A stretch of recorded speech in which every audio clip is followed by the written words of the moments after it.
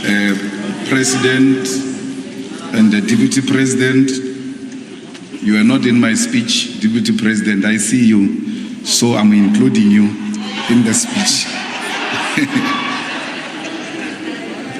The 2021 local government elections have now scientifically demonstrated through the elections that less than 50% of the people of South Africa have confidence in the former liberation movement, which has been in power since 1994. Our people have been patient with the former liberation movement for more than 27 years, gave you the majority mandate to govern society with the hope and belief that you will defeat poverty through development of economy, creation of jobs, reductions of inequalities. It is evident now that despite the confidence given to the former liberation movement for more than 27 years, government has been unable to defeat poverty, failed to grow the economy, and dismally failing to create jobs. South Africa has the highest level of joblessness in the world, and there is no believable program and plan to create jobs for our people. More than 10 million South Africans who are capable of working and are willing to work cannot find jobs anywhere. And these are black people who are systematically excluded from meaningful economic participation under colonialism and apartheid. When political apartheid ended in 1994, our people had hope that majority black government will use their capacity of the state to develop productive forces, redistribute wealth, and create quality, sustainable jobs for all. When faced with the question of the white poverty problem and crisis, the apartheid government used the state and government to create opportunities for their own people and almost completely eradicated joblessness and poverty amongst white people. Today, they say government can't create jobs, it must be a private sector. But we know that during apartheid, they established state-owned institutions with an aim and a purpose of employing white people, particularly the illiterate Afrikaners. The post-1994 government has served to entrench this colonial and apartheid reality of making white people richer and black people poorer. The poverty and the joblessness of black people is getting worse under the current administration, with more than 1.7 million people who were previously employed losing jobs, and majority, if not all of these jobs, were lost in the private sector, which we are told it can create jobs. Despite this basic and verifiable reality and statistic, a president of a former liberation movement comes here to say that government does not create jobs and the hopeless people of our people must wait for private sector to create jobs for them. Sending our people to the private sector for jobs is like sending a cattle for slaughter.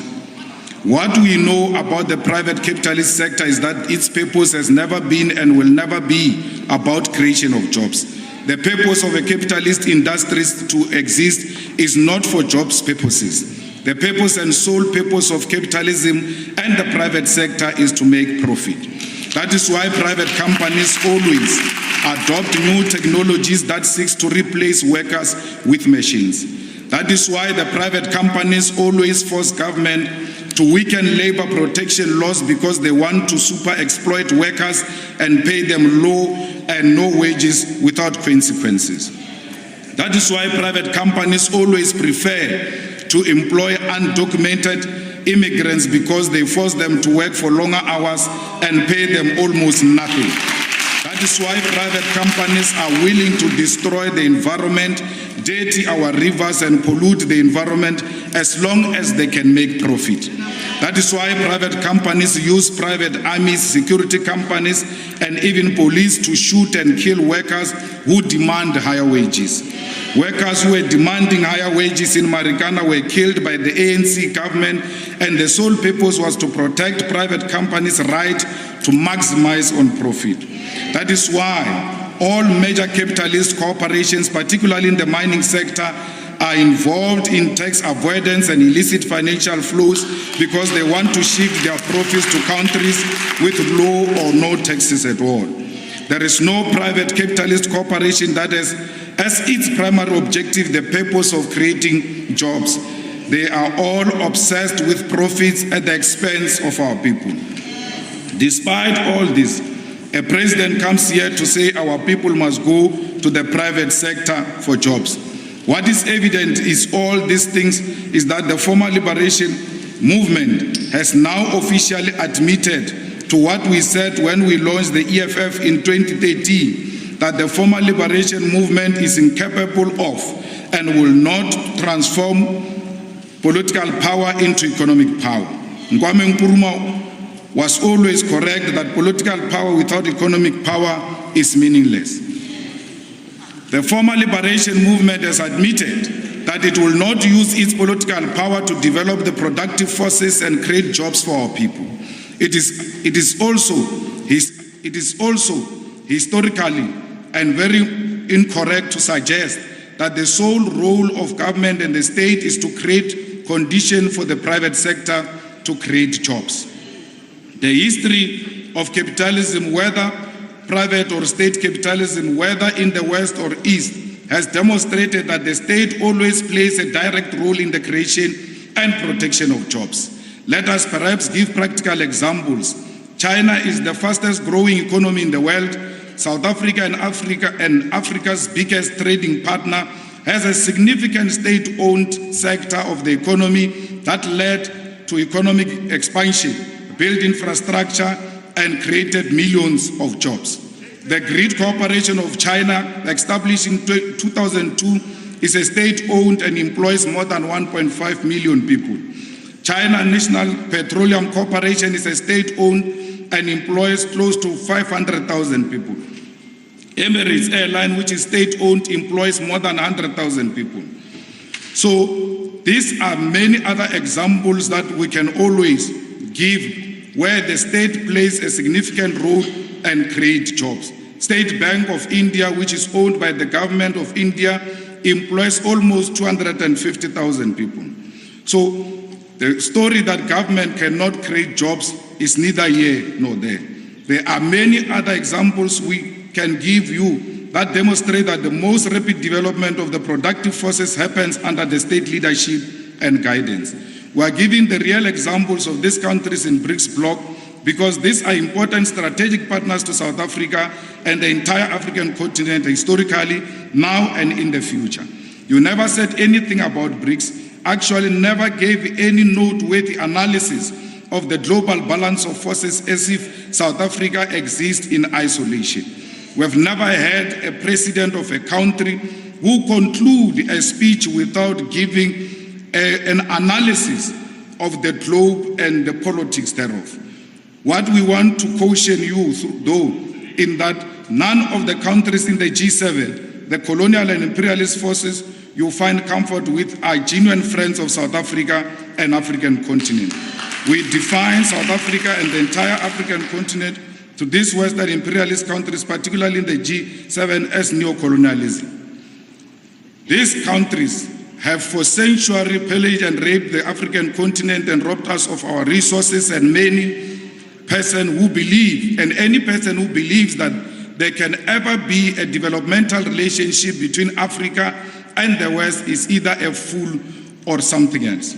The only engagement that African continent can and must have with these imperialist forces is to stop them from stealing our minerals. We as Parliament and all progressive forces must work towards strengthening our politics, social, economic relationship with progressive forces, particularly China and Russia. We must not be apologetic about that. These countries openly associated with the struggle against colonialism and apartheid, and they will never shortchange us for material gains. Mr. President, you must admit that under your leadership, South Africa is in worse condition than it has ever been. You are currently the worst president to have ever occupied that position, and you are the worst president that has ever occurred to black people, and we are not surprised that black people are getting poorer under your leadership.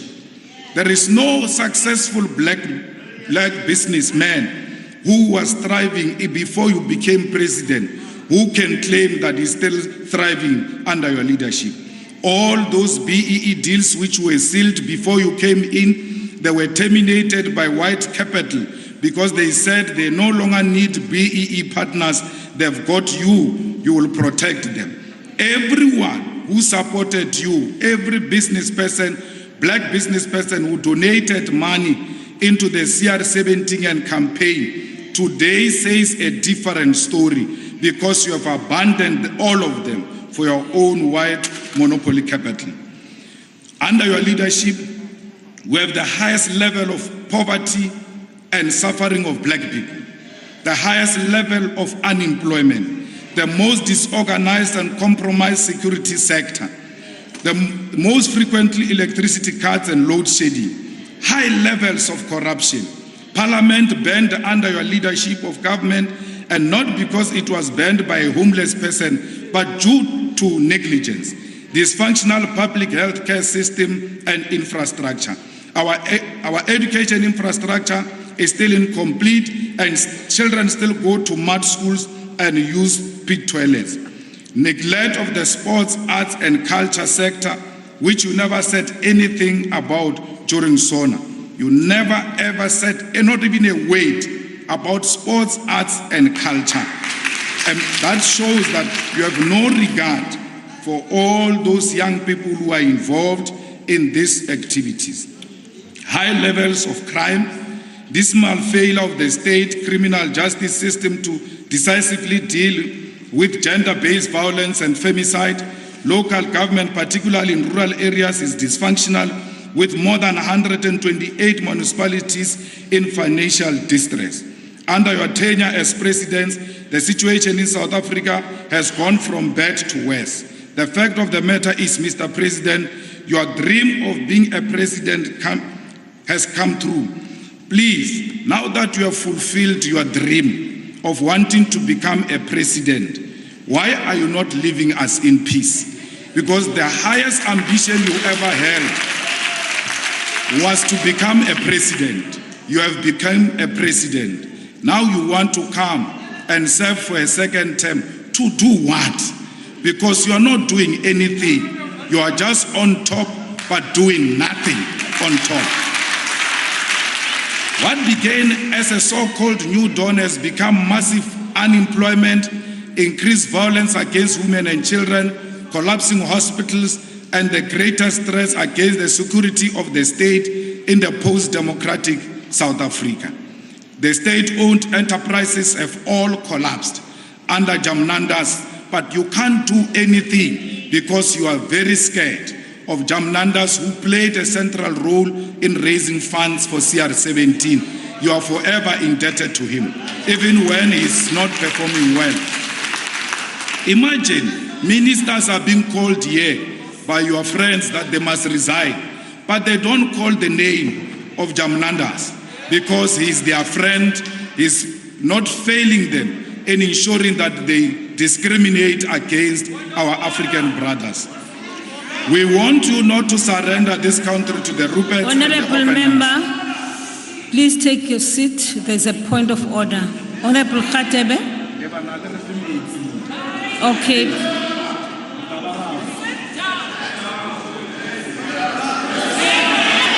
Thank you.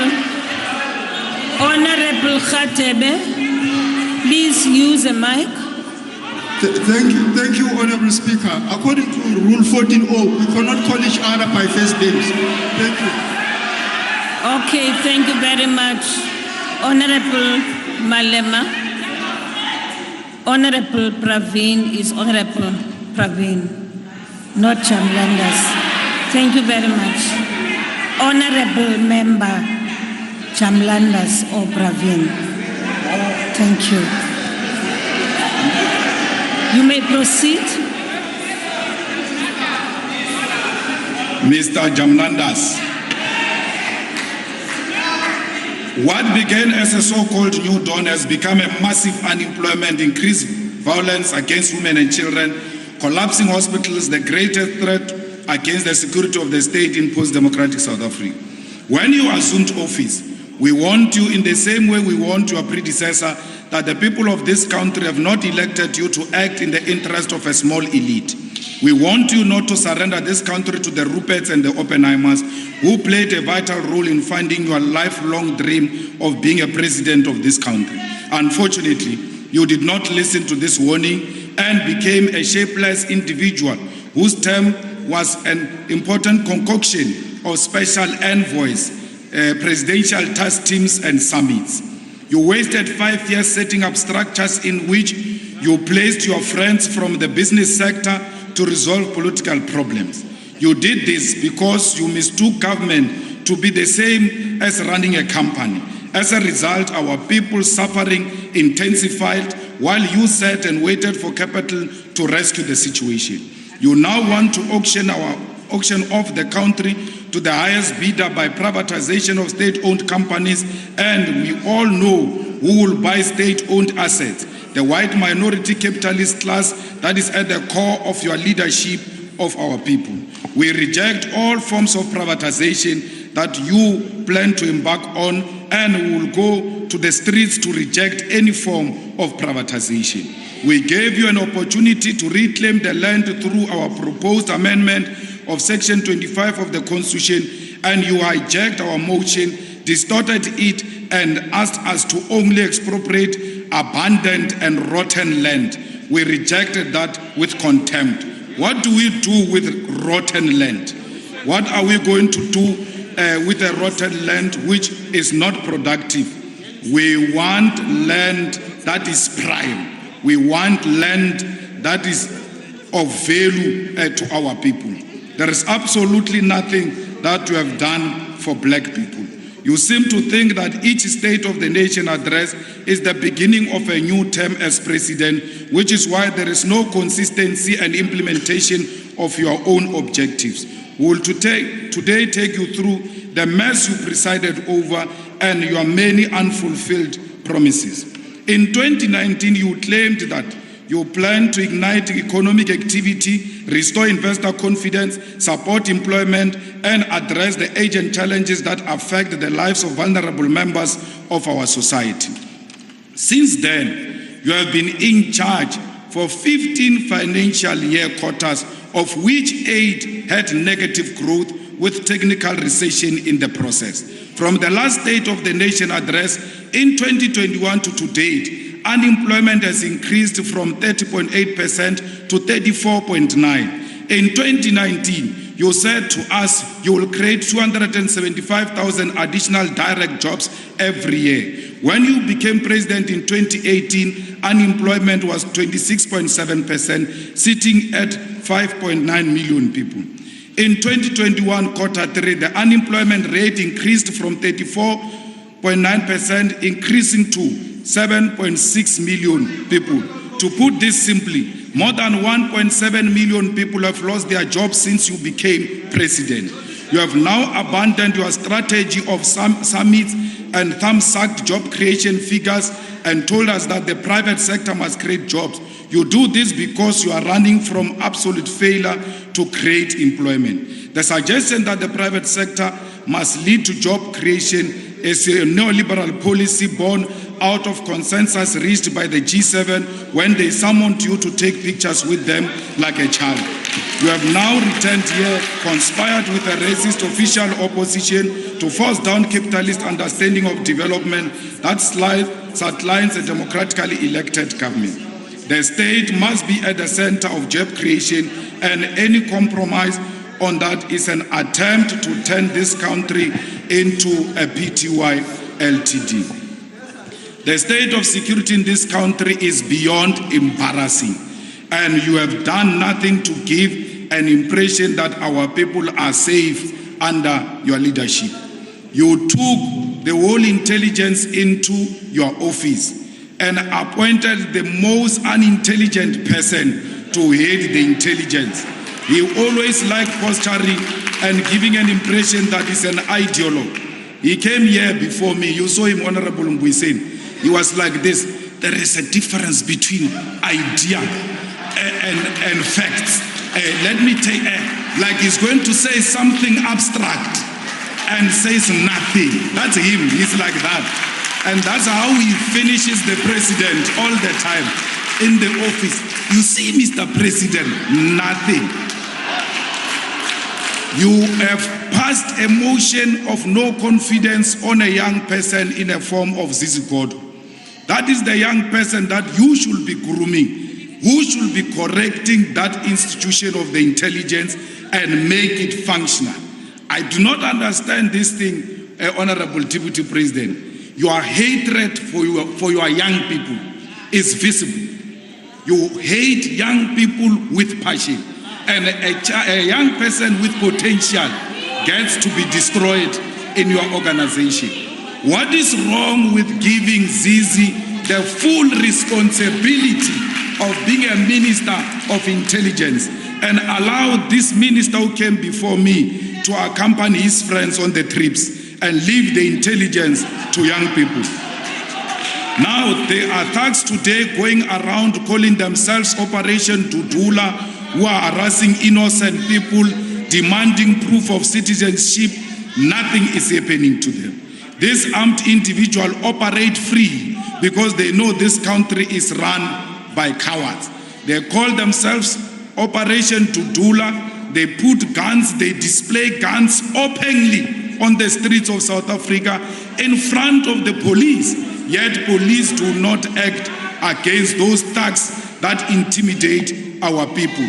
There was a video circulating of an African old lady who was crying, being forced to take out her ID by these thugs.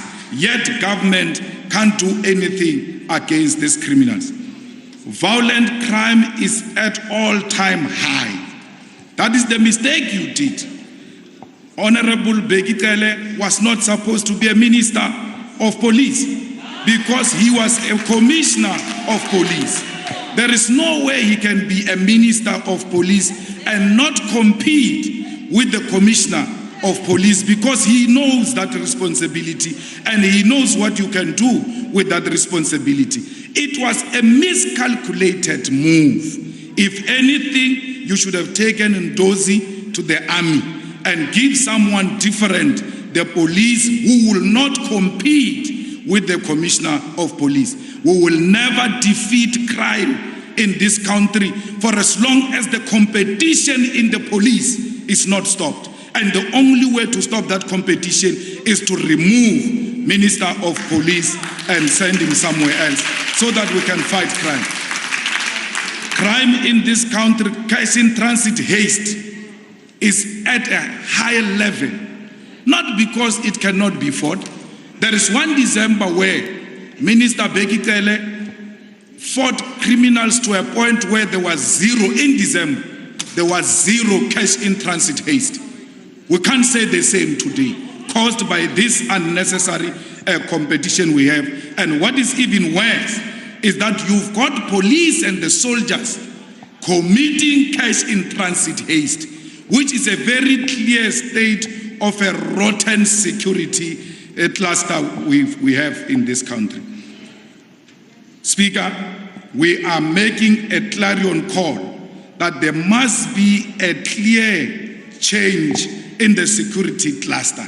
Otherwise, our women and children will never be safe in this country.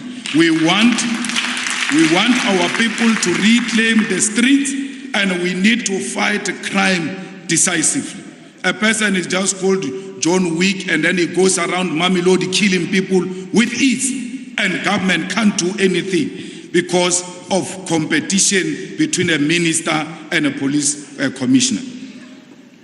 We want to say to the president, if you want to pass a motion of no confidence in your ministers, stop using your friends by appointing them into positions in your office.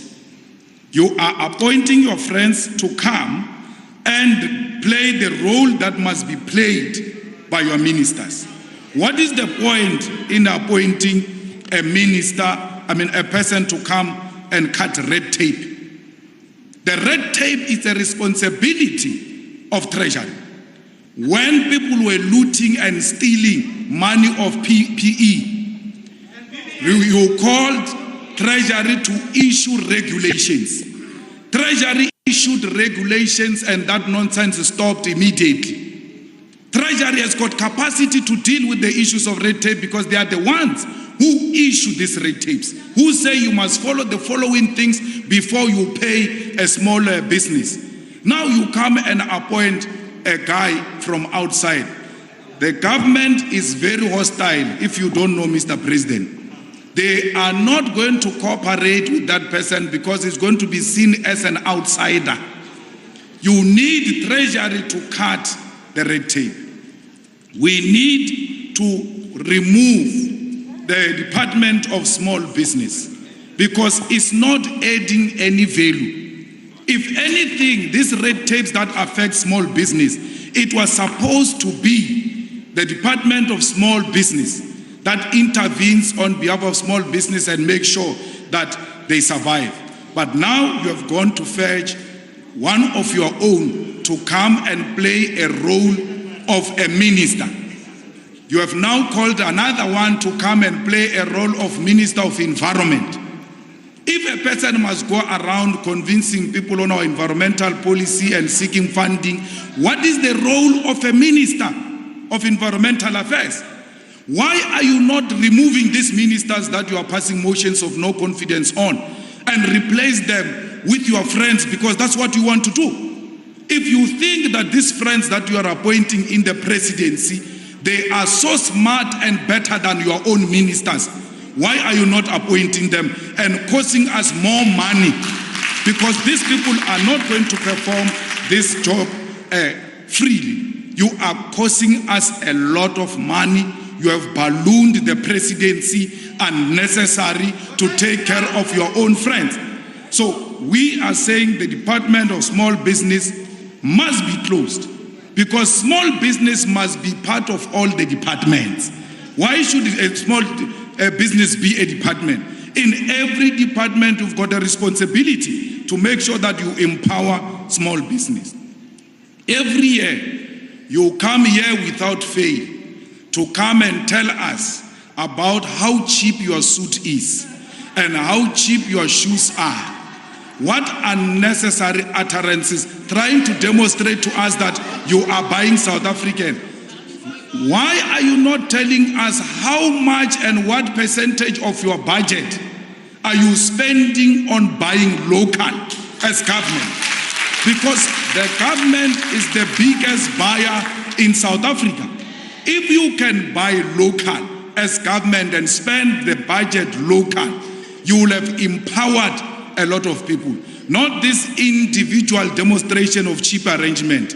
It's not going to help anything. What is going to help is to say to government, you are going to buy local. Why is Matache prison buying food in Polokwane and not buying food in Toyando in Venda and empowering the farmers there in Venda who are going to be the suppliers of that Matache prison? Why are the people who are supplying food for kids, feeding scheme in Kaelicha, not buying local from Kaelicha as a policy that nothing is going to come outside Kaelicha? That requires decisive leadership, which you are not known for. We are asking you, when you come to respond here, please withdraw that thing that you are not going to create jobs. You have killed the hopes of a lot of young people with that statement. You have destroyed them. These people who are looking for government to come and rescue them out of poverty, you stood here and told them it will never happen.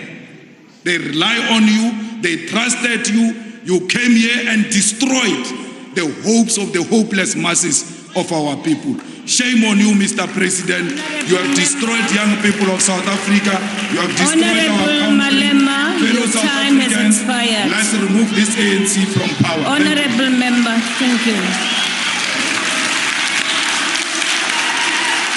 Honorable, the Deputy Chairperson of the Council.